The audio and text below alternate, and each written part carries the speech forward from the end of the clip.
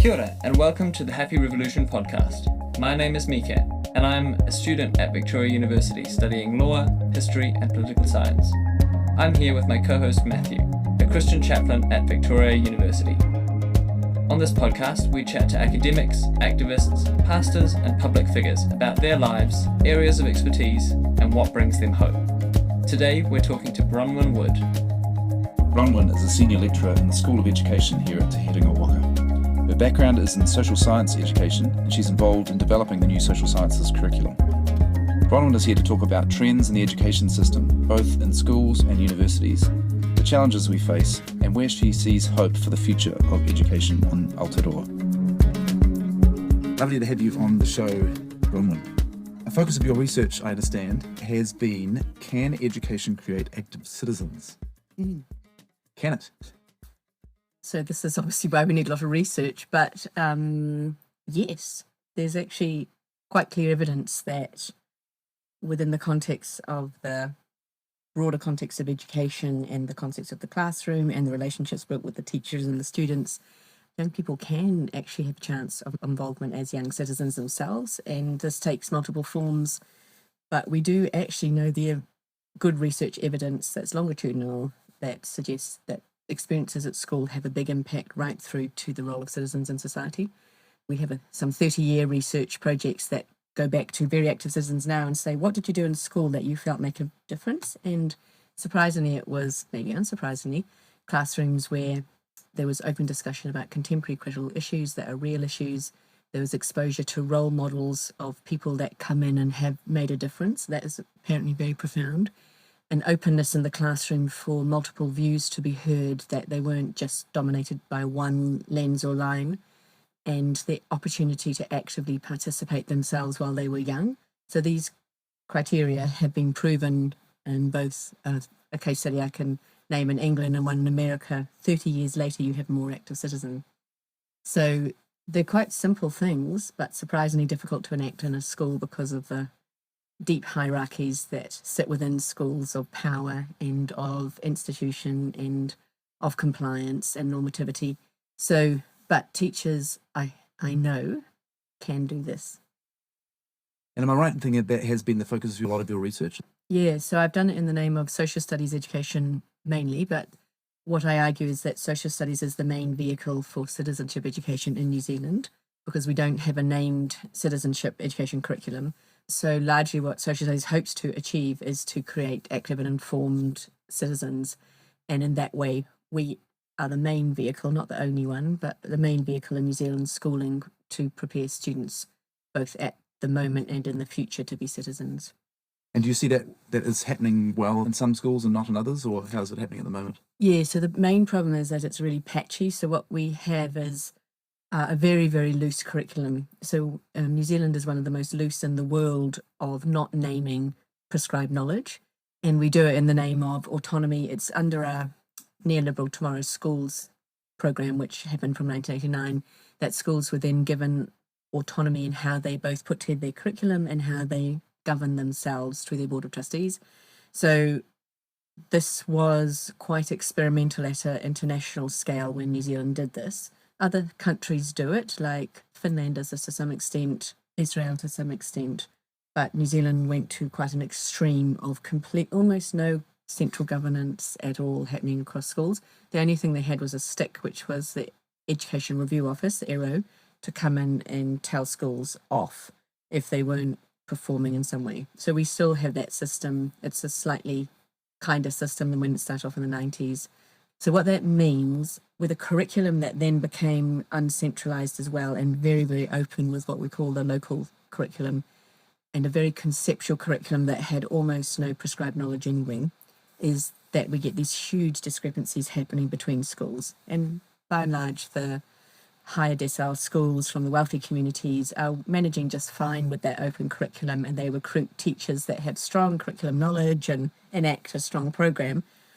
In the lower socioeconomic communities, what often happens is that you get weaker teaching staff, for whatever reason, you have more challenges within the students. You can end up, but even within the high decile, you can end up with a really eclectic mix of what is taught. And it's very odd, if you go around the world, to say this, we don't know what students have been taught by the time they leave school because of that openness.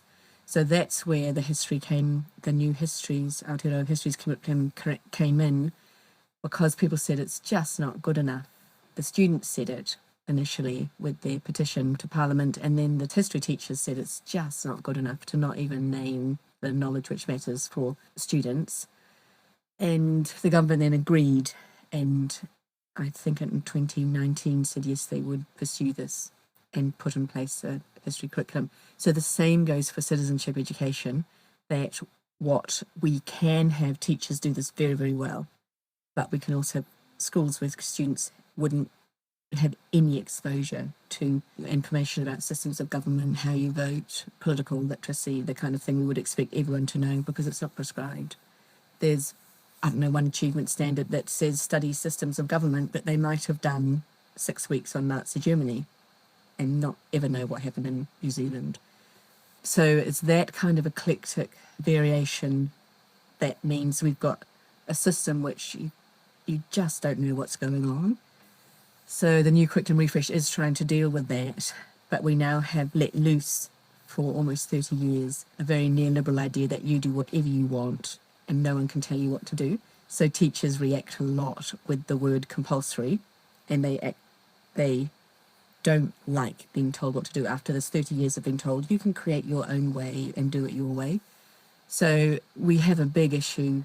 The cat's let out of the bag for 30 years of that autonomy, and to pull it back in is very, very difficult now. On a level in the classroom, on that sort of more individual small scale level, what have you seen be some really effective ways of building active citizens and getting engagement, and what are some barriers to that for like teachers and then also for students, I guess?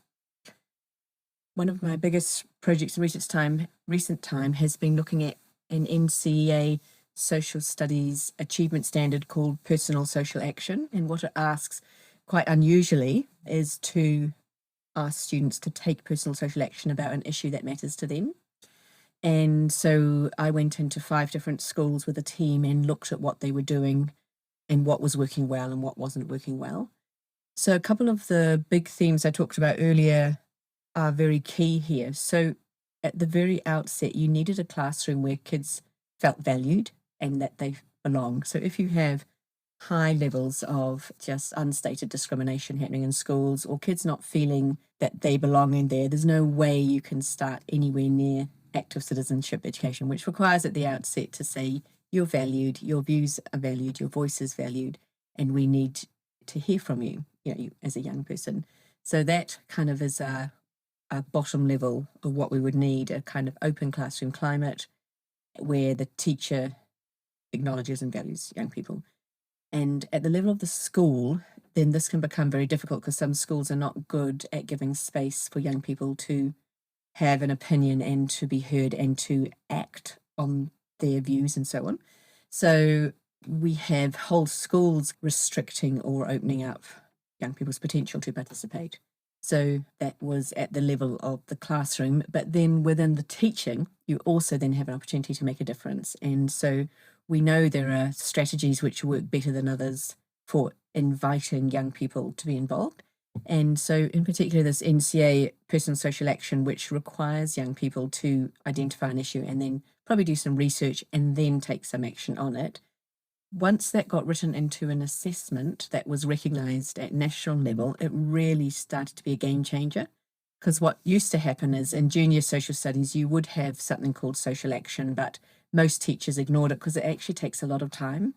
I just had an email from a teacher this week who said she's doing the students in the middle of their social action programs across 3 levels, year 11, 12, 13, and she's exhausted because she has to.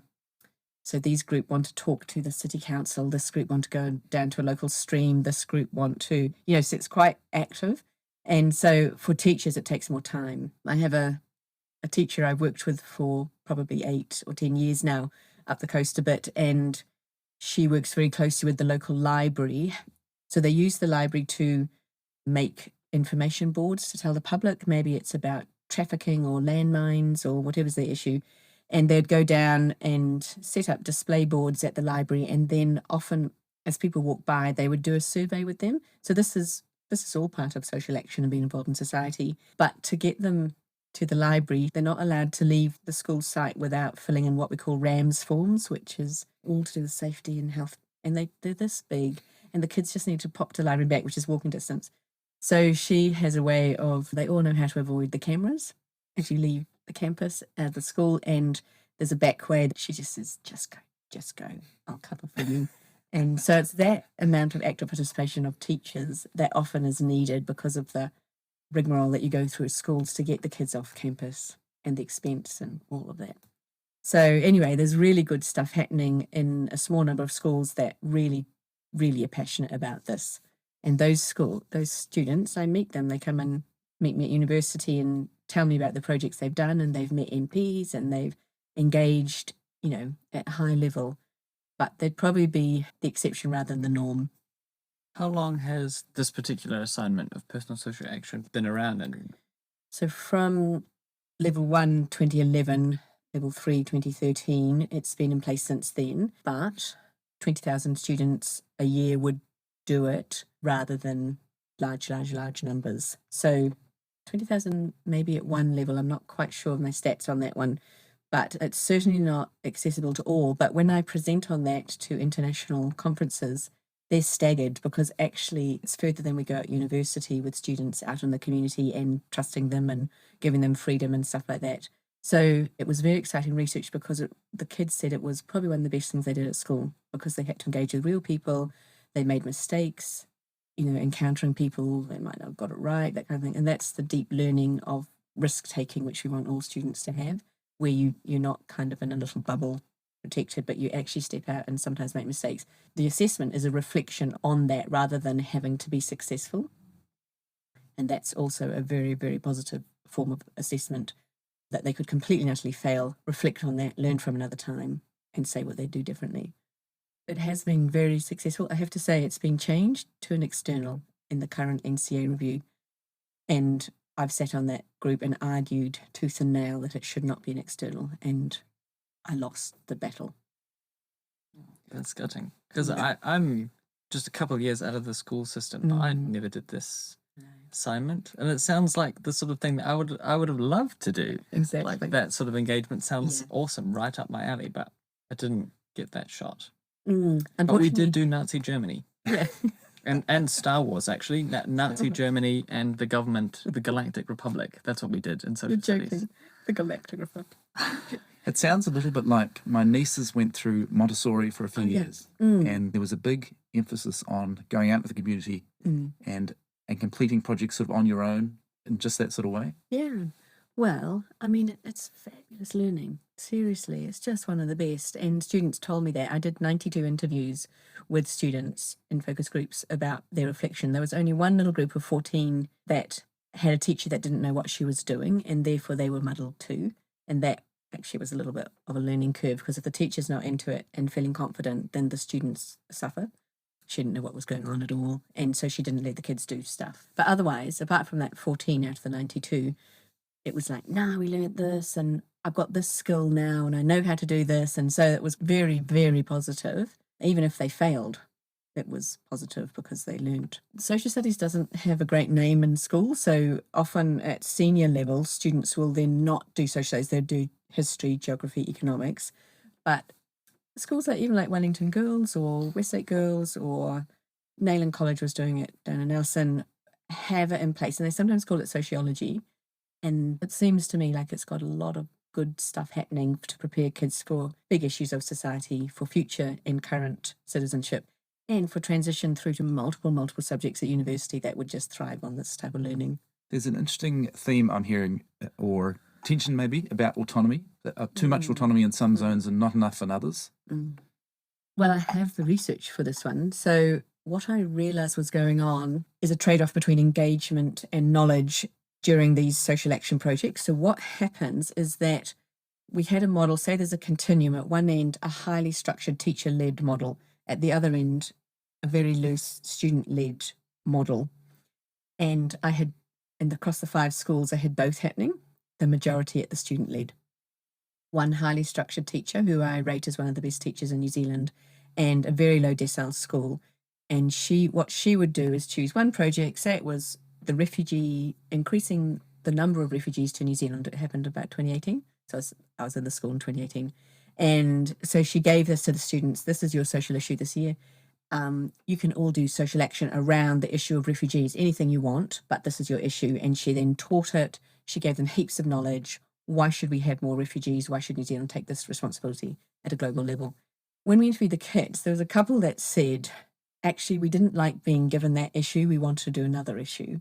So we were less engaged, but we actually have quite high knowledge. So there's a kind of thing going on between a low engagement but high knowledge. And at the other end, flip that, the students did mad projects on, we're saving the whales, we're fighting for beards at school, we're going to petition the board so that every single student has to do a budgeting course. So it's like, okay, these are quite mad projects, and they're very different scales from the school through to Save the Whales, and they weren't necessarily well informed, and nor were they doing what I'd call something like let boys have beards. If you study that for 6 weeks, there's a reasonably thin amount of things to draw on. Yeah. And the teacher just kind of let 1,000 flowers bloom. They can do whatever they want. And the teacher would I'm not going to interfere. It's the kids' project. So when we interviewed them, high engagement. Yeah, we're really into getting beards, but low knowledge. So can you see those?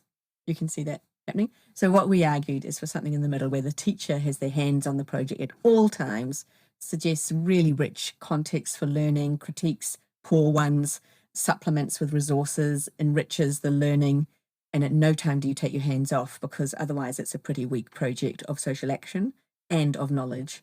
So I haven't ever written up that data, but that's quite important, because some of my critique of the student-led learning has come from that experience, realising, hey, they were engaged, but they actually didn't know what they were doing at all. And the kids who were studying the whales, I think it was Maui's dolphin, and they said to us, we realised after 8 weeks, there was nothing we had to contribute to this space because there's all these activist groups already doing it. And until we had that knowledge, we didn't even know what social action we should be taking. And they hadn't done anything significant, so they made a poster. So they needed actually much richer knowledge to go into that. So yes, there is a tension of student autonomy, and quite surprisingly, you would think that I'd be all into it, but actually it needs to be moderated with really rich teaching that actually has deep knowledge embedded in it, and not just agency for the sake of it. We'll come back to Paulo Freire, but there's this idea called praxis. Have you heard of praxis? I've heard of it. I don't know what it is. So this goes back to our liberation theology and the idea that actually what we need is both critical reflection and action, and the two together is what we call praxis, where you have a depth of knowledge plus an ability to act. And that word praxis has been picked up by multiple theorists and activists, because actually in the absence of that deep reflection, you get pretty weak action. And so the quote goes, reflection without action is dead. Action without reflection is just meaningless. So we need both and not just kids marching off bravely into the future, but, completely barking mad projects. I was also wondering about autonomy, sort of at the next layer up of, you said that we've got too much autonomy at the school level for what schools choose or teachers choose to teach. Generally, I feel in society, autonomy is seen as a good thing, and it's hard to wind it back once it's been given. What's the alternative to autonomy at that level?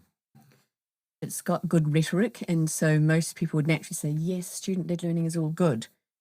But then you need a second take on what that looks like and why. So what I would say is that no one is really autonomous. No person is an island. They are in deep relationship with others, and those relationships aren't bad or aren't negative, but they're good. So one of the critiques of the student-led learning is that there's something that we call Hart's ladder, and it starts off at the very bottom with just involving children and students at the level of tokenism, and then goes up to maybe consulting them, and then maybe informing them, and then asking for their opinions, and then giving them some agency to act for themselves. And right at the top of the rung in Hart's ladder is one that says adults and young people work together for change. And my students look at it and say, he's got it wrong. It should be students at the top, not adults and young people together at the top. So for years, maybe 15 years, I've opened this up in a conversation in the lecture and said, what should be at the top of that rung? Should it be the students marching out by themselves? Where actually does the greatest potential for change happen? And it's actually in relationship with each other, in my mind, having observed this for 15 years. And like that teacher who said to the kids, yes, sneak out the back, no cameras can see you, I'll cover you. That increases agency instead of reducing agency because they're working together. And so we have a theorist called Fielding who talks about radical collegiality between adults and young people, between teachers and students. And that is really the maximum potential for change in a school, in society. We don't need to carve off young people as autonomous agents against adults like the media often do. But actually, when they work together, there's something pretty powerful happening. I don't know if I answered your question about autonomy, but I don't think autonomy is to be sought after in and of itself. And at the moment, that autonomy is playing into the digital space and that isolation, that really we live in relationship with others and we need to be that as humans and not that autonomous, isolated individual in front of a screen. How do you see the use of digital technology increasing in recent times? How do you see that changing, like the way people learn and sort of school environments in general? I am very concerned about this, and I'm reading currently Johann Hari's book called Stolen Focus, which is about digital distraction. It confirms everything I've always worried about, but some people would say he's in an extreme. But nonetheless, his deep, deep concern is that as a society, we have become so distracted by the device that we have and the notifications and the constant pulling back that we have even forgotten how to think deeply and how to be deeply, how to be ourselves. So he put himself on an island kind of for 3 months and cut off all his digital devices. And then he found he started to think and to read deeply and to get to the end of books instead of having 15 that you've half read and that kind of thing beside your bed. Anyway, so it's quite a fun book to look at. So digital technology has grown hugely in the classroom, and particularly post-COVID, the digital technologies now are almost inseparable from most of our classrooms now. But there's a couple of things that I'd note that are happening in the course of this. So the first one is about relationships. And what I've noticed, and there's empirical data for this, is that the digital device between a student and a teacher acts like you're linking through a screen. So have you used Google Classrooms? Would you know, like Google Docs and all that kind of thing that teachers do all the time? So most schools in New Zealand, I think, I don't know, it's at 74% or something of all New Zealand schools, probably higher, are now Google schools. Quite interestingly, they're given the software for free and it looks like Word, but it's a bit clunkier. And the advantage is that the student has a Word doc and the teacher can come in, not physically, but digitally, and observe what the students say, and they give some feedback or something like that. Students interviewed, this was quite a few years ago, but I don't think it's changed, is we've lost a relationality and feedback when that happens. This is a direct quote from a student at a local Wellington school who said, so yeah, my teacher comes in and gives me a comment on my Google Doc. I want her to say it to my face, and I want to get some uffy, some love around it, because I don't get that on the Google Doc. And no one else knows what I've done. Whereas often in the past, we used to present our work to the class. Now it's just through the screen and the teacher's way over there and I'm over here, and there's a screen in the way. So that's a piece of Wellington research that the kids were talking like that about what difference it was making to their feeling of connection with the teacher and also the ability to hear the feedback, because it's very distant by the time you just get a few little words like that. The biggest stuff that's happening, and I just read a thesis on digital distraction, is this second really big issue of the decline in the ability to think. So this is quite serious for society, but I do think it's quite real, and confirmed with this book I'm reading, where the entire role of the digital devices, and particularly the social media apps more than anything else, is to pull people in so that they never want to leave. So you get even the idea of having a bing, you've got a notification, all of that is inherently designed to keep you going back. The likes, the ability to comment, and so that you just have to keep checking. So the thesis I read talked about how in the course of one lesson, a teacher said, and the researcher sitting in the back of the classroom watched students as many as 20 times. They had their phones down, face down, this kind of check of how many notifications they'd got in that time. And the argument went that if you ask them to put that in their bag, they'll experience such terrible FOMO that they won't be able to concentrate anyway. So what happens is, we know cognitively that if you have that ping, if you open the phone, engage with that. It is almost 20 minutes of distraction before you get back to where you were on that bit of thinking that you were doing because of that. And so there's this kind of like weakening of the ability to think deeply by those pings, by those constant notifications that keep you there.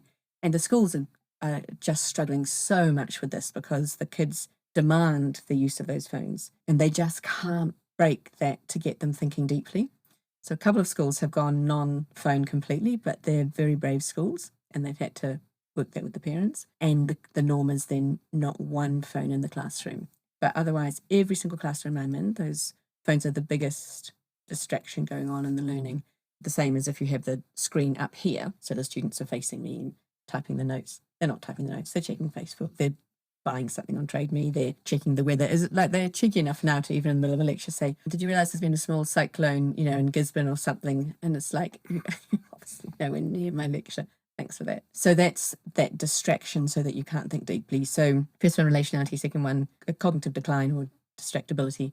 And then I think the third one is the digital divide. So the digital divide is very real, that there are still people that have, I know this because I go into schools, less than 70% of a community would still have Wi-Fi or a digital device at home. So what has happened over COVID is that where we have already inherently within schools and between schools, a gap between those with good access to digital stuff and poor access, that has grown incrementally over COVID, with whole countries left behind because the kids in Africa and Bangladesh had no access to any digital device at home, so no learning happened at all. And in New Zealand, so I would know a school right now that cannot send any digital required work home at all. And in the school, there might be one Chromebook between 3 when it comes into the class. So there might be 15 Chromebooks in a class of 30 or something like that, and then half of them aren't working. So that's very real. And what I don't mind about that is that the digital stuff isn't helping as much as people think. But at the same time, as a form of communication, if it becomes increasingly relied on, the gap only grows because the expectation is that it will be there for kids to use. But yeah, so this school, I know they drove round every single kid and dropped off worksheets every week during COVID, written, printed worksheets, because there was absolutely no way to even email the kids. Wow. Yeah, that's not far away from here. Thinking that even my wife teaches at a Decile 10 school, and she has noticed they have a bring your own device policy, and some young people will bring a MacBook Air, and another young person might bring a cracked screen little Android tablet or a phone or whatever, and both be attempting the same work. Exactly. And some trying to type onto these little tiny, even their cell phones. Yeah. So cell phone would be the resort of many. So that sits within a class in a wealthy school, and you multiply that across the country, and the expectation that they all have devices is just pie in the sky. So would you, in your ideal world, would you do it more like, I guess, the schooling I had, where we had a computer class that certain computery stuff happened on, but the rest of the time it was paper and pen? Yeah, well, there's whole nations that do this, like France. You don't get beyond a pencil till you're 12. You're still in pencil right up till then, and no digital.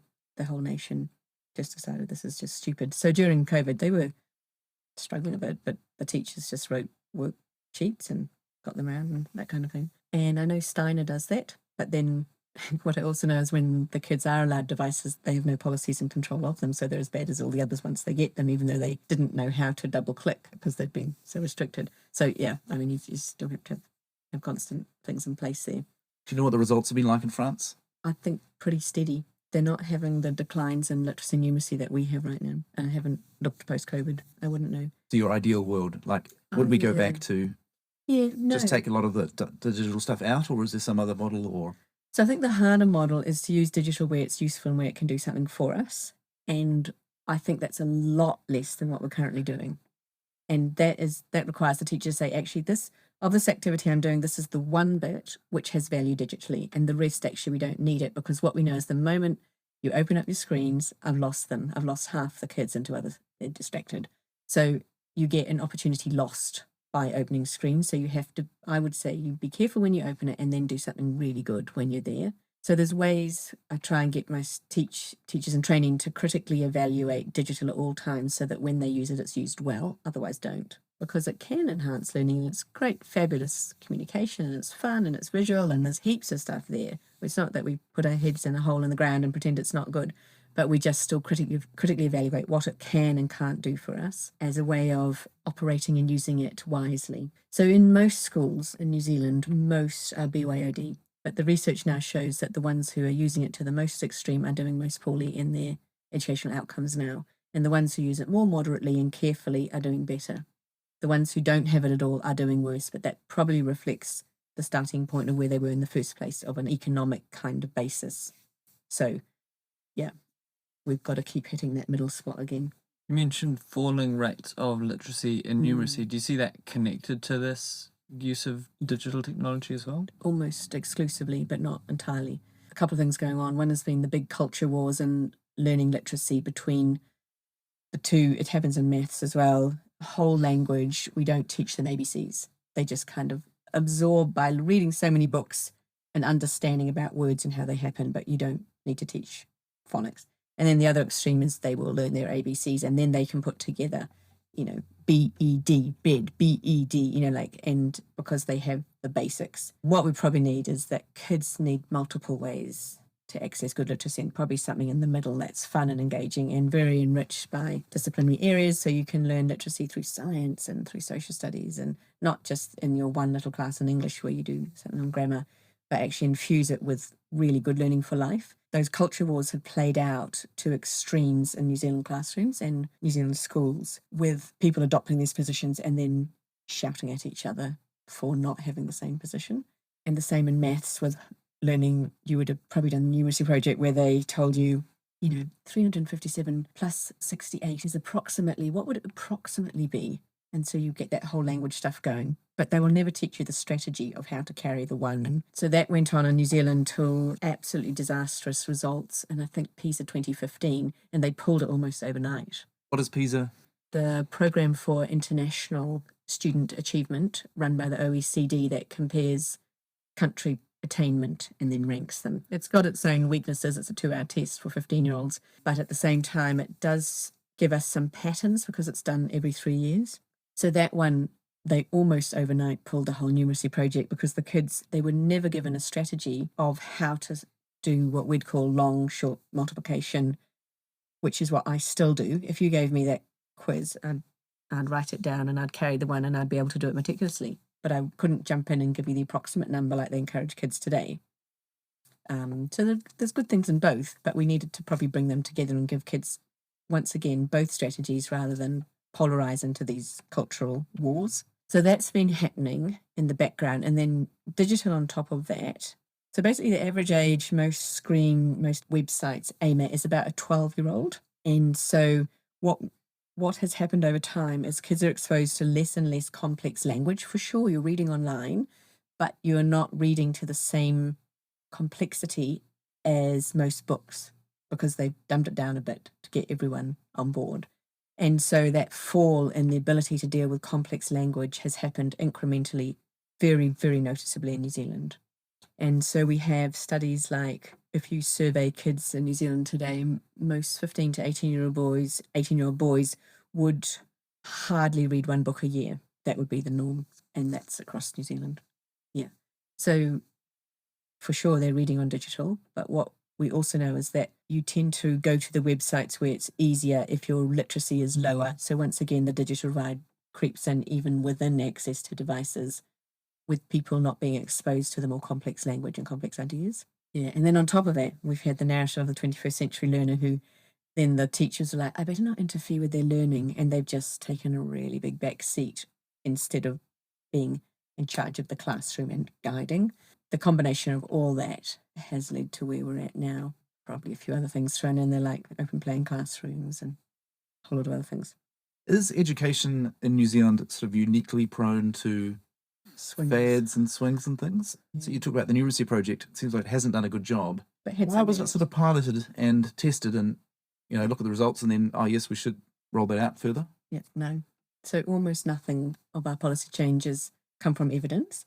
So New Zealand is very prone to seize an idea and then go to an extreme on it. And I'm writing a paper now on the pendulum swings of curriculum. We aren't the only one, because even England went down the student-led progressive idea and then did a massive swing to the most prescribed education you could ever imagine, down to like I've seen their textbooks, the geography textbooks, you will learn about bays, and then you will learn about how stacks are formed and how glaciers are formed, and each is in time of the year you will learn this. So we're not like that in New Zealand, and we would think that's way an extreme of prescription that we don't want, because we'd say we need people to engage with the learners in front of them and change it and adapt it to them. So in the meantime, the pendulum swings have happened far too many times in New Zealand. There's this educational research on small nation states, which New Zealand isn't quite, not like a Pacific Island, a small nation state, but ideas flow quicker in smaller nations, and so change happens quicker. That's an educational theory that I think has been well proven, and the smaller nation states are more inclined to take on new ideas than the big ones, because change just takes so long to happen. We are often used as a kind of guinea pig for, like, EFTPOS. New Zealand was the guinea pig for the world. I was wondering, with the school system having all these different issues and sort of on like a systemic level and then also in the classroom, what does homeschooling or different variations of homeschooling, like natural learning or unschooling, what do those look like in comparison to that, and how are they different? Is one better than the other? Interesting question. So what tends to happen is that the homeschool is only as good as the parents' knowledge of education. And so then we can get really, really variable experiences of that. So because it's primarily the mother or one of the parents teaching, their knowledge of maths is directly involved in what the student then gets to know. And so you can buy in resources to supplement that, but it can be limiting. And so most people agree that by the time you need a specialist teacher, probably about the age of 14, homeschooling will get you nowhere near as a specialist teacher. Because most parents, me included, I can teach the best social science in the world, but I cannot teach my maths and chemistry and physics to the level that a specialist teacher can. So there are some things to consider there. In terms of the unschooling movement, which is very popular, we look at this a lot in education. I do whole lectures on alternative education, and there's a lot of really nice ideals that a child will learn at their own pace and at their own interests. And Te Wharikia preschool curriculum is based on this. And so it's quite beautiful because you follow the interests of the child and you support them. You're practicing what floats in water. Let's run and get a few more things. What floats in water? Why do things float? And you just follow their interests. It's beautiful. But the trouble is, to scale that up without someone who has expertise, is you just get these huge inequalities growing within that. So in general, learning at school moderates some of those extremes because you don't have the expert parent here or the right conditions here. So, but yeah, there's something very appealing about getting rid of schools and just doing it all organically.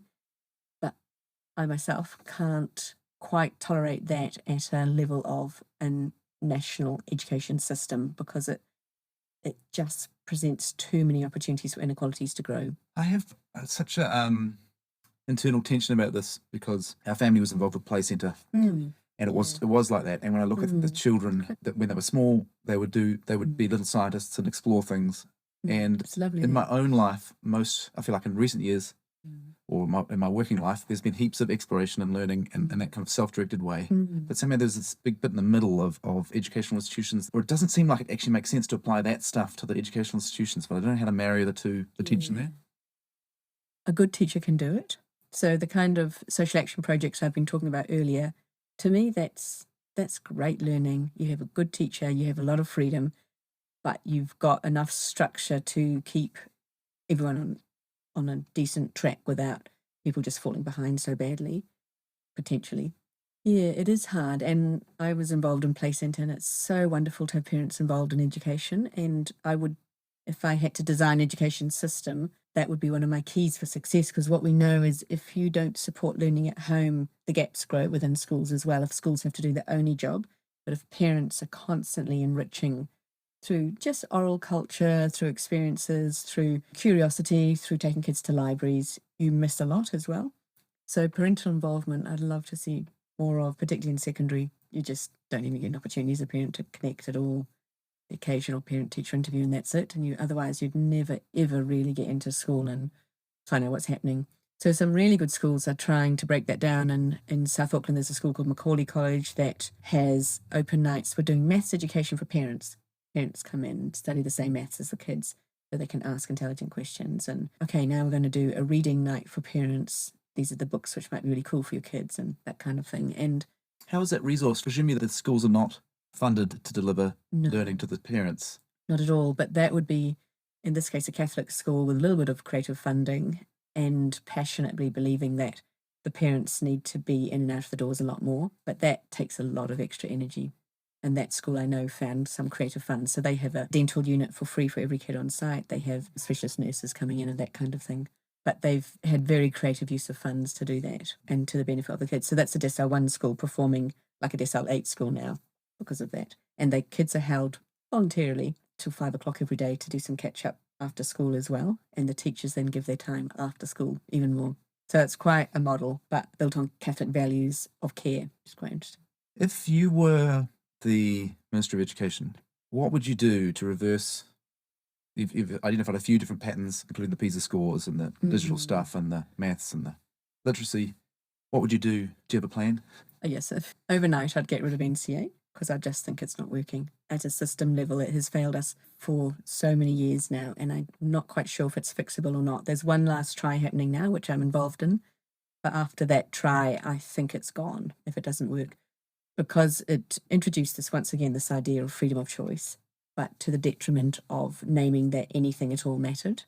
And so we have these kids emerging from school with just no pathways, but lots of credits. And it's at a system level, we just don't know what to do with that because they haven't been educated in the true sense of an education that would set you up for a future.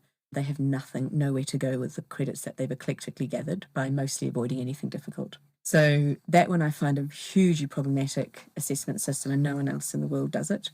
We are trying to fix it one more time, and I think it's worth one more go, and that's by making larger standards with more required knowledge within them. But even now, the schools are saying, how dare you tell us what to do? How dare you make us fail kids? We've never failed. We have to have success. And the parents are like, why are you failing my kid? All their siblings passed everything. How dare you bring in failure? And yet, if we have slightly more difficult standards, there will be more failure. And at the same time, we've got kids leaving school en masse because there's jobs. You can get thousands of jobs right now, almost unskilled. And it's mostly in hospitality and retail and service industries on minimum wage. But you can right now get $30 an hour for cleaning hotels in Queenstown. So why would you need a harder achievement standard? So it's this kind of tension that we're fighting for change to enrich that form of assessment, which largely is working for social sciences, but completely failing the STEM subjects from what our research is showing. So we're ditching NCEA? Yep. Anything else? Well, give it one last chance, but then ditch it. So I would put in place a massive professional development program for teachers that was centralised and funded with expert advisors. So we had this in place about 15 years ago where every university had like an advisor in maths, advisor in social science, and they were in charge of creating the professional development and being in schools all the time, measuring research, working with teachers, what's working, what's not. So that research alongside professional development has been completely lost in the name of a project called Kahui Ako, or Communities of Learning, where schools are encouraged to join up with their primary school and secondary school and develop some continuity there. So that was in itself a nice idea, but then they weren't told what mattered to work on, so they can do anything they want, but no sense of how to gather data, what data is meaningful, what is actually bringing about changes in outcomes of kids. So it's almost having no incremental difference in student outcomes. That's come in since Heke Parata, maybe 2011, that maybe a little bit later. I'd just really boost up professional development for teachers, because in the end, teachers make the most difference, like not digital devices. It's teachers that make the most difference in the classroom. And they need to be celebrated, placed right back in centre stage instead of marginalised out the back as a facilitator, and encouraged and taught what are good research-led ways of teaching, of actually shifting outcomes, because we have some of the greatest inequalities in the world in our schools and even within our classrooms. So that inequality problem, it's just so hard to fix, and it's no one silver bullet, but the best thing you could do is equip really good teachers to know what they're doing. Yeah, and I'd get the universities far more involved in schooling in terms of that flow through of research and ideas, instead of we're not encouraged. We do all the time, but we're not encouraged to interact with them in any form. and I'd put out a bit more data about when not to use digital devices and how to use them, and to encourage a healthy skepticism of digital devices at all times, because the teacher is what makes the most difference, not the device. And then loads of outdoor education. In terms of scrapping NCA, is there something that you think that could be replaced with? That's really hard, because we don't actually have that many good models. And when my son says to me, "Be careful, Mum, when you say this," because he studied in Germany and they have the Abitur, and it's really scary. He said, "You don't want to wish that on kids, really, where you work for 2 years and you sit some exams and many fail. And that's terrifying. And that's all you've got as you leave school." So I don't think that's the model. I think there probably is something a little bit in between of a, 40% externally assessed component and a 60% internally assessed, and then make that work according to your discipline. That would be worth trying. But it is hard to put together because, at the moment it's too loose, but we also have to be careful that we don't incriminate kids by making it too difficult for them. Yeah. It's hard. Yeah. And you're doing a bit of work on the NCA history curriculum at the moment. Yeah, right? social studies actually. Oh, Yeah. social Yeah, so I actually don't, within my subject of social studies, NCA isn't horrible, because we had things like social action and really cool research projects, and so there's some stuff which works quite well. And the new review does suggest that 50% of all the assessment will now be externally assessed and 50% internally, and that takes some of that incredible assessment load off teachers. So if you're married to a teacher, you know how much they mark, particularly English teachers. And this would then mean that it goes to external panels instead of the teacher needing to do that. So some of that's really good, because teachers have been completely overworked. No other country in the world has 3 years of high stakes assessment like we have. They mostly just have, say, 1 and then a 2-year gap for the last 2, or they just have the end year. And so we really work our teachers hard with that amount of assessment. So being involved in that has some promise. But what I'm really worried about is that we need what's called cultural change in a school to go alongside the suggested proposed assessment changes, so that the idea that things are more difficult becomes more normal. And I don't see that happening anywhere. It's not going down that well at the moment. I'm quite keen to get on to university at some point, but I have one or two more questions. Partly it's from a conversation that's very live in our house about streaming. My wife teaches in a school that has streaming, and she teaches at the moment a top stream and a bottom stream year 12 class, and we're always talking about it because it's such a stark difference. The top stream is just able to produce creative writing of a sort that I could not manage, whereas the bottom stream is basically not literate and cannot string sentences together, doesn't know what a verb is, and there's the kind of level, I guess she's teaching what should have happened at primary school.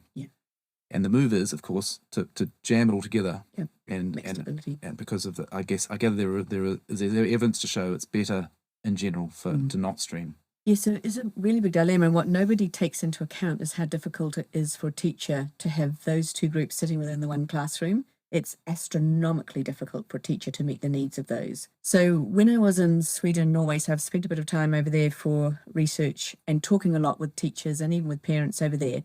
What happens there is that there is no streaming, and in New Zealand, streaming works incredibly well for the middle class. And if you have bright kids, and I did, they get really bored with the level of the pace of the classroom a lot. So that means the middle class parents often come back to put pressure on the school to say, "My child is bored silly. Could you at least give him something that made his brain tickle?" Because he comes home day after day without any kind of incremental thinking or learning going on. So the middle class have been very good at saying, build the gifted and talented, build the streaming, because my child will really benefit from it. And it's true, they will. And that's partly why what happens in Norway and Sweden is you knock off that top end, but you pull up the bottom, and more kids in the middle, by and large, achieve at a mediocre level, but you've cut off the potential of that top end. So we have a lot more Rhodes Scholars than Norway. We have that top end. Literally, do we? Literally, yeah, because they actually don't even encourage it. And they give the logic of the common good to all students. Yep, you're good at maths. Go and help the others. That's your job. So I had a friend who had a child like that. Yep, go and tell Elin to go and help all the others in the class because she's good at maths, so it's her job to support the others.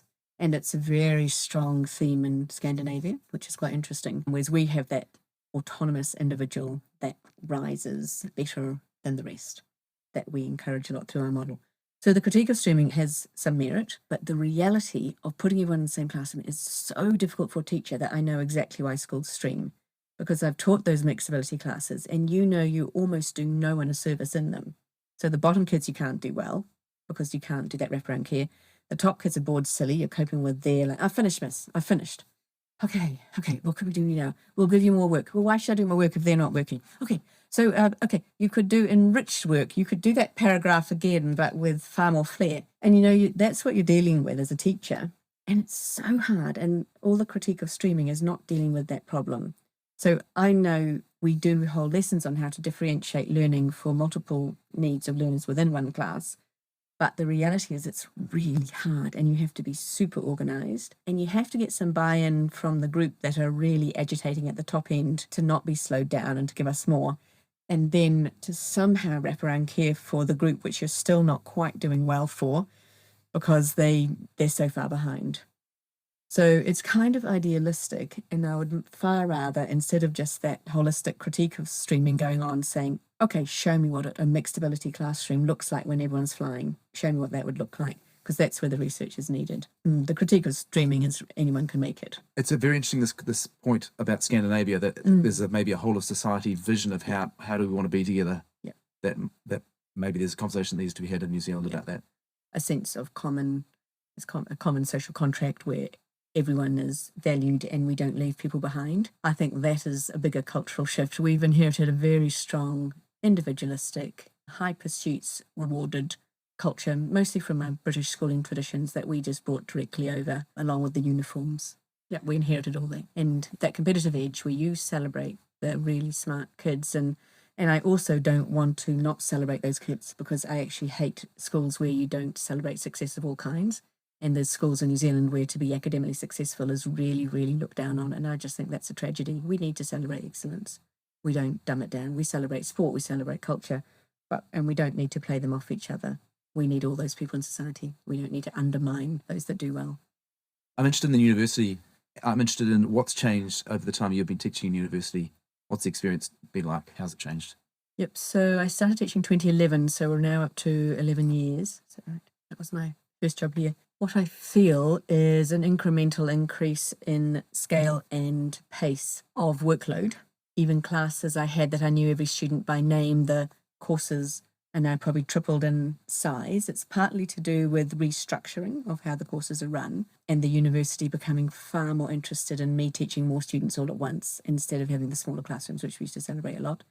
So I feel my workload has probably doubled in that time, from what the expectation was in 2011 till now, of the actual physical hours I teach. And then on top of that, the increased digital presence in classrooms. So I didn't used to I always was able to put up lecture slides, but I used to do it after the lecture so that they'd come to the lecture and take the notes and then just have that as a backup, which is now very unpopular.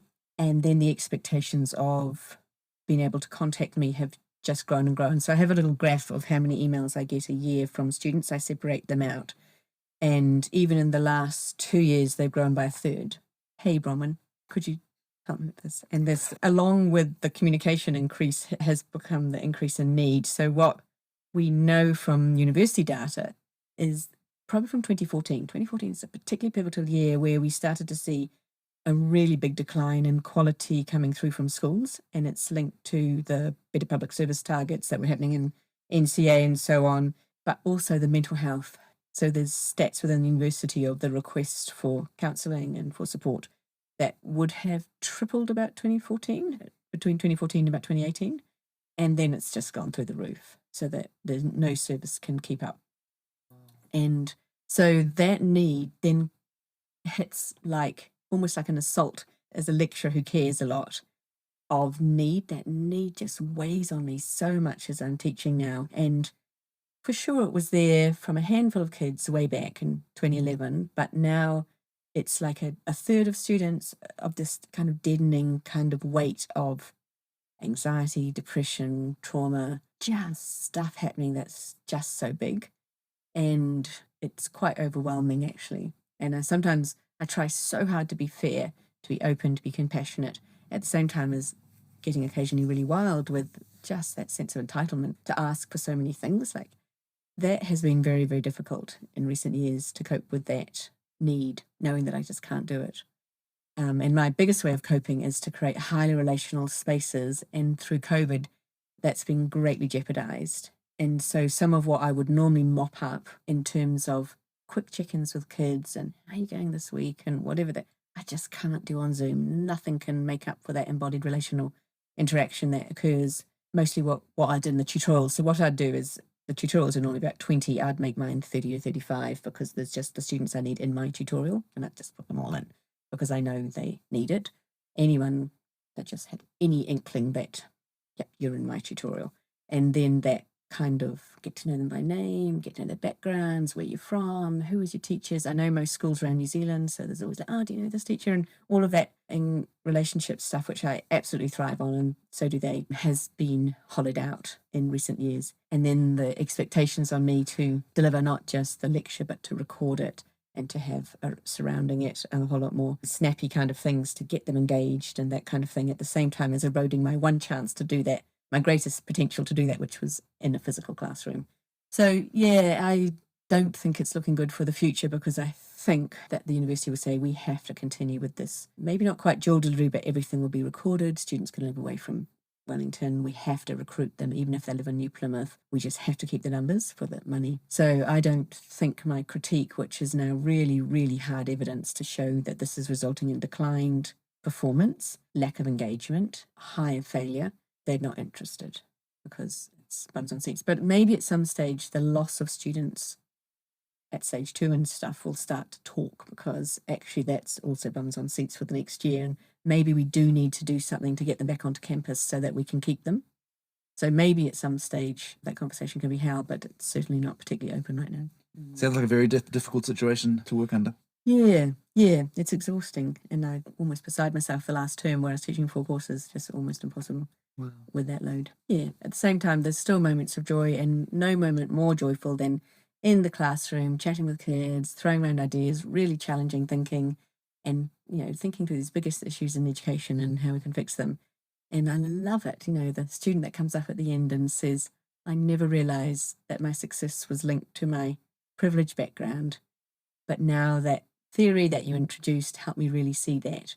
And it's like those moments are just like gold, because you taught well, that you've encouraged criticality, that she's then done the work of looking at herself, and then she never missed a class because it was that transformative, like transformative in the mind, perhaps not in society, but transformative of her thinking. So yeah, and I keep in touch with those students for life. They're still emailing, can you be my referee? I'm coming back to study, would you supervise me? I tap students on the shoulder and say, I think you'd be good to do postgraduate, come back and see me, and they do. It's really fun. We've had a conversation in the past about single-sex schools and co-ed schools. And where I'm from in Nelson, there's sort of 2 big single-sex schools, which have had, over the past few years, massive declining roles because everyone's going to the co-ed school, and it's now been zoned because... The co-ed school's been zoned? Yeah, because too many people...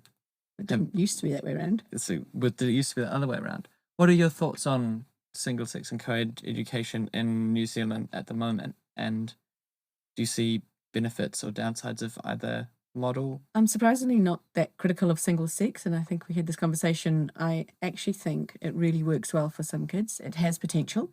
So the reason it's there, just to explain, is we inherited it from England, and then historically the first school in every town was a boys' school, followed by an equivalent sister school emerging for the middle class. So that's important to note, because other countries never did the single sex. So all through Europe, you'll hardly find a single sex school. It's a really odd idea to them. We had that in Germany. I don't think there are very many, but in Nelson, there's Nelson College, and then Nelson College for girls, because the single sex boys school has been around for like 20 or 40 years longer. And they got the name even. Nelson College, without even adding boys on. So that's the same here. Wellington, Auckland, everywhere.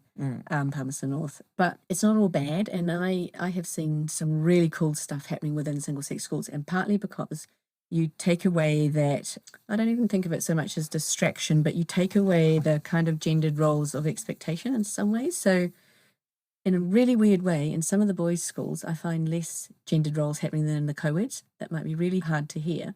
But because when there's boys and girls in the class, they'll often do, the girls will do this, the boys will do this. Whereas in a single-sex school, you'll often say, actually, everything's up for grabs. There's a bit more freedom there. I mean, it is slightly odd to remove people by their gender from society and place them in a bubble like that. That is slightly odd. But the results aren't all bad. So the results show that for most kids up to year 11, single-sex schools will actually take you generally further than co-ed in terms of academic output. From about year 12 upwards, there's no difference.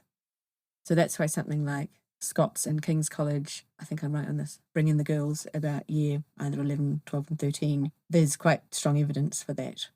So there's something about, for example, girls doing PE without boys being there is quite different. And in some co-ed schools, they separate them for that reason, because the girls will actually throw further, run faster without the boys there, because it's that stigma. You're not good at throwing, you're not good at running. So then they'll play to that. In a girls' school, they often won't play to it. More girls are doing science in girls' schools than in co-ed schools because the gender roles happen. So can you see why it's not an entirely bad thing? So it would ideally be like co-ed, sort of preschool, primary school, intermediate school, and then when you get to year 11, single sex, and then back in for the Yeah, possibly. seniors? There is a school that trialled that, Mount Talbot Grammar School, and they, I believe, year 9 and 10, have single-sex classrooms and then put them back a bit later, but it's within the same school, so they're mixing and mingling all the time. But you'll learn your science with all girls and with all boys. Right. So quite intriguing. I mean, that's a kind of social experiment. The biggest difference actually is the teacher. So you can put kids in a garage, you can, mix them up, gender and stuff like that. But the biggest difference is the teacher and whether they're a good teacher. That is actually what matters. And that's why we really, really need to equip our teachers well to be the best they can, because they do make the biggest difference in the world for those kids. And a weak teacher, huge damage to kids. My history teacher is the reason that I'm doing a history degree at university. So I definitely see that as well. Exactly. Yeah, a couple of really good teachers change the world. So yeah, surprisingly not too hot under the collar about single-sex schools. Yeah. And even I had someone come and ask me about transgender kids, and every school needs to be co-ed so that they can cope with that. And actually, some of the single-sex schools are doing really well with that. And it wasn't such a big deal as this student who came and said he's going to do his whole thesis on it. And I rolled my eyes and said, that's not worth doing a thesis on. Kind of like single-sex schools can do this well as well. And in fact, some of the transgender kids have chosen to remain in single-sex schools because they feel more comfortable there than the co-ed. Taught one this year who remained in his single-sex girls' school because he felt more comfortable there than moving out to a co-ed. You mentioned earlier about liberation theology, and I was sort of hearing a little bit in what you were talking about earlier as well. Do you want to talk more about what's important to you about liberation theology? Who should be read? Yeah, so we have some theorists within schooling. Most of the theorists I follow would be within the tradition of what we call critical theory. So they're mostly critiquing power structures in society and trying to put in place practices and opportunities for those who are marginalised in some way to have voice or to participate. So that's broadly what critical theory is. And within education, there's a group of theorists interested in critical pedagogy. How could we teach in a way that actually helps students to understand the hierarchies and power systems in society and actually then infuse them with the ability to speak back to them?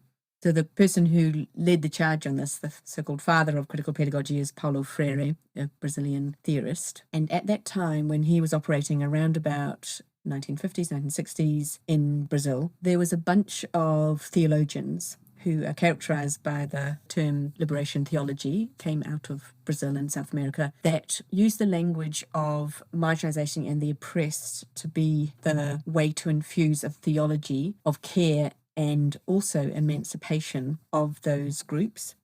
So they did it within the churches. The Catholic Church led this.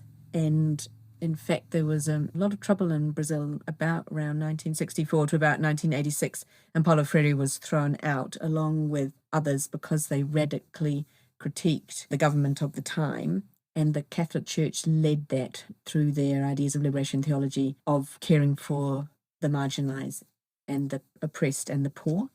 One of the reasons I'm really attracted to it is that those ideas through Paulo Freire were then brought back into the classroom, and his argument is, how does the education system serve the oppressed? And it came from his deep sense of justice, his Catholic theology, and infused with the ideas of critical theory, which was coming in from Europe. Adorno and Horkheimer and others like that were the main theorists. So he put that together into a critical pedagogy for the oppressed and infused by that liberation theory. So what it means to me is a strong, strong commitment to both understanding and interrogating how power operates in society in order that the poor are created, the oppressed are created. And his use of the term oppressed is quite a useful one because it can include multiple categories of oppression. So it could be gender, race, class, and beyond, but he doesn't name it. So he doesn't have a critical theory of race. He doesn't have a critical theory of gender. It's a commitment to the oppressed. So it's both to understand why is it that the peasants are poor, why they are illiterate, becomes a really important question, because if you can't understand the why, then you may as well not learn to read. And his argument, you have to both read the world and read the word. And that reading the world is understanding the deep hierarchies of power which operate and how they're perpetuated year after year. And if you read the word, it will give you a chance to speak back to that and to understand it more deeply. So he had a very inherent commitment to literacy. When you say the word, is that talking about the Bible, or what's the word? No, in this case, the word would be the generic idea of reading and writing, and the Bible would be probably one of those, but not named as such. So just learning your literacy gives you a criticality that without that you can't speak back to power and you can't transform society until you actually basically can read. And he'd work with these peasants in back blocks. So the reason he got so famous is he was a nobody in Brazil, but he had a fascination with literacy, and then he went to the poorest regions and he'd work with groups of about, 20 peasants, and they'd come through after work, and he'd have big visuals like drawings and photos and things like this, and not a lot of words there. And he'd say, let's just form a circle, always a circle. How was your day? Who got paid today? Why did you only get that much? Who's getting paid? And you start this criticality of society. Well, why are you only getting paid that much? Why does the boss get paid that much? And how does this work? And then he'll introduce the words and introduce another word and keep talking. And so it's always about, it's called generative themes. You start from the point of contact with people's own lives and you build from there their literacy. And in 45 days, he could train peasants who were illiterate to read completely because of this style of literacy teaching that was so effective. That's insane. But then he was also viewed as so radical, because then they would go to their bosses and say, we can read our employment slips now. You're undercutting us here. And so he was so threatening. He was thrown out of the country. He was just so radical. And the book, I just love this book, The Pedagogy of the Oppressed, has been smuggled all around the world in quiet places like in apartheid South Africa. It was the book of revolution, because all it held were these simple truths, learn to critique, learn to read, and learn to speak back to society. But it was so dangerous. So that appeals. And how does that connect with contemporary New Zealand structures and life now? Yeah. There's this hilarious story in 1974. He was brought out by the Anglican Church, and Paulo Freire was the keynote speaker, and it was... To New Zealand? Yeah. Oh, really? Yeah, he even came to Victoria. And I've got this in Salient. I found an article on him that I show the students now. One of the students found it for me one year. And this year I had a student whose mother attended the lecture at Victoria and told me. Anyway, what happened is the Anglican Church and Auckland University brought him out to a seminar. And they brought him into the room, and I think I told you the story, popped him up in the front chair. Here's our special guest. And then someone got up the front to announce, and here's Paulo Freire, all the way from Brazil, to talk to us. And then he just refused to get up. This went on for hours, and he just smoked a cigarette. And finally, he stood up and addressed the crowd, because people were getting pretty mad. We've paid you to come this far. And then he turned to them and said, I don't know why you've brought me here. I want to work with the oppressed. And when I look round, I can't see the oppressed. You are your own problem. When you're ready to talk to me about, when you are ready to identify what your issues are and how you're going to solve them, you can come and talk to me, because I won't be bought. My ideas, there's not one size fits all. You need to generate them for yourselves. And he's particularly talking about Māori. So what that did, there was a few Māori in the room, like Honeka and others, who have become very instrumental in Kaupapa Māori for the whole of New Zealand, because they were in the university. The message basically was, you say you've got problems here, you haven't even got the right people in the room. Get the right people in the room and start working on your own problems, and I'll come in and help you. So it was very, very powerful, and it actually, I think, triggered a massive movement through the Anglican Church. I'm not sure the timing of the Anglican prayer book and stuff in Māori, but that kind of movement was generated a lot by that experience. So in terms of contemporary education, I think he still has a huge voice to offer in terms of that critique of where are the oppressed, who is actually involved in solving the issues, and are they the right people, and who is caring about that incredible gulf and inequalities happening right now in New Zealand, because that surely is one of the biggest issues facing society if you have those inequalities sitting within. So yeah, still very, very powerful. And the answers, the hope, the critical hope is relationality. So above all else, viewing each other in relationship as opposed to climbing up each other to see who goes the furthest, and viewing everyone in the room with the potential to solve the problems instead of designating some. These kind of deep philosophies are still incredibly pertinent today, and reducing the power structures, which just don't help one bit about who gets the most voice and who has the most power in all of this. There's very simple messages from this theory. Sounds like you might rearrange the university quite profoundly. And the school system. Yeah, I think you would. And I think it also doesn't mean you let anything go, because I hate that most people think, okay, so we need to let the children take over and they can just rule it all. That's actually, no, it's a deep relationship of adults and young people together that creates the greatest potential for change and for education. But you don't take the adults out of that, because why come to school? And the narrative of the past 20 years has been let the children just rule their own learning. They can have access to the internet. Why do they need a teacher? And that narrative is really thin and not taking us far. And it's not intergenerational, it's not relational. And we can't, as a society, move forward with that kind of, there's a worrying voice right now in society of young people who want to completely overthrow every institution in the name of being young and critical. Actually, it won't bring about the type of change we need. You can tear the institutions down, but actually it's only when we work together, old and young, rich and poor, that we can truly bring about change. And I don't think just by shouting that, white males are in control and exposing that is the answer for actual deep change in society. We need much more to be in relationship with those that we want to change for true change to happen, I think. Do you see any hopeful trends towards this relationality and towards some of these relationships? Well, I think the generation today crave community above almost anything else, but they don't know how to find it and don't know how to create it particularly well. I've seen it. I went to a startup. It sounds a bit of a silly thing, but it's a startup of young people who were setting up an app for volunteering in Wellington. And I was an advisor for whatever reason and invited to it. And I walked in this room and thought, man, they've found something. They really have found something. There's a deep commitment to each other. There's a joy. They're heading in with purpose. They're loving being together. You could just feel it in the room, and you can walk into environments like that and people want that. They desperately want it. And it feels fantastic to be working with others on a project, heading in a direction with purpose, making a difference, bringing in others, So I think there is hope, because I think people know that that's what they want, but we've almost forgotten over COVID what it's like to truly live in embodied relational space together with others. That kind of like pulling back out of public space, out of churches, is just everywhere at the moment.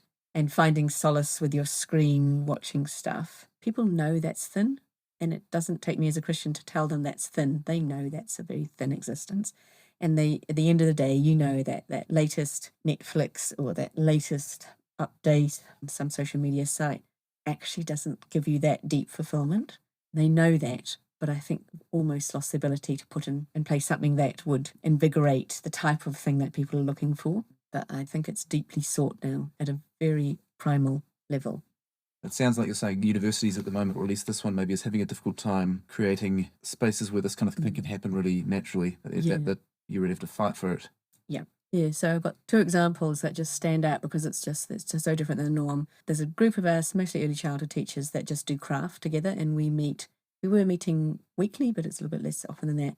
And man, when we get together and we just paint stones, or we did a screen printing workshop in the ilk of Bronwyn Wood recently, and just so much joy. We can talk, relate, eat, create. The joy that gives me is I realise when it'll be the highlight of my whole week, that little hour together, because of that sense of creation together.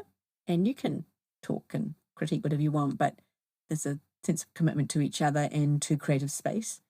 And the other one I went to recently, which I found really joyful, just surprised me how much, was the sustainability group in Victoria University had a growing microgreen session, just open to any staff, and Sustainability Week or something.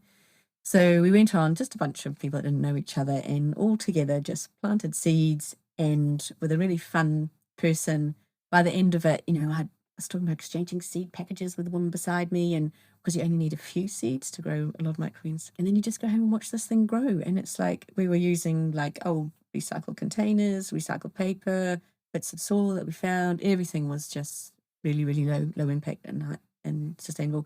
Just a few tiny seeds. And then the joy it's given my whole household as we snip off the little microgreens every night, put them on our salads and stuff like that. And that it just occurred to me, man, that just small moment of interaction, doing something that was creative, something that growed, and that's what gives life. You go home happy because you've connected, you've done something valuable. It was tiny, absolutely tiny, but the joy it gave. We also had a group Zoom in from Australia. This is the joy of digital. So a group from Queensland were part of our microgreens because they were learning as well about how to do it. And there was fun. It was just completely done in a blended way, completely naturally. We were having more fun than them. That was quite obvious. But the point was they could be there if they wanted. It surprised me how much joy that gave me and others, that tiny 1 hour of our day of interacting around something positive and something good. And in person sounds like it was key. Absolutely. Physically walk out with a punnet. That then, since I had 3, I can hardly eat them. There's so many. We also always ask 2 questions at the end. One is what your most controversial opinion is. So if you were in a room with other academics from your field, what's something you reckon that you'd disagree with other people about? Well, I would be one of the most critical of all the academics around me of digital stuff. And it has been quite hard to say that because it's obviously not very trendy. Most would get the critique quite well, but you just have to say it quite carefully without completely undermining. Although more and more people agree now than even 2 years ago, than even 5 years ago. Yeah, so the critique has become stronger. So maybe that's not quite so controversial. That'll do for now. And we also always are curious as to what books you're reading, if any. So I just read Tattoos on the Heart by Father Greg Boyle. He's a Catholic priest who works in Los Angeles with gangs. And he set up an organization called Homeboys. And man, he's got some good stuff on compassion and walking the talk of what it actually means to stand by people in what he would call in kinship. So I talk about relationality. He talks one step further, that you are in kinship with these people. You cannot walk away or pretend that you're the servant of them. You're in kinship. You're there for life. And the work that he does with these really hard to meet kids, and the death rate of them is just incredible. And it's just such a rough end of LA that he worked for the Dolores Mission, which was a church placed right in the heart of the poorest part of LA, mainly Hispanic. Oh, it's just life-giving. So I finished that one, and then I'm reading Stolen Focus because I do want to point out that I finish a book because that's the distraction otherwise. And then I just read this wonderful book called Na Uruoro, which is by Jeff Parks, 1996, on 6 sites in New Zealand which have remains of the lowland forest of Aotearoa before everything else was cut down. And he goes to these 6 sites, including the Hutt Valley, a tiny little lake near Livin, and then just kind of does 250 pages of deep history about why this little site has remained and everything else around it cut down. That book took me probably slowly reading 2 months because there's so much depth I needed to kind of go into. Deeply profound book. Ecology and history and geography of New Zealand. Really good book. It's for sale up at Big Books. I thought I might buy it for a present because it's just so much to offer. Yeah, that's great. Yeah. Thank you very much for your time, Bronwyn. It's been really great. Really appreciate it. Yeah, thanks for coming along. It wasn't too much. Not at all. It's very good.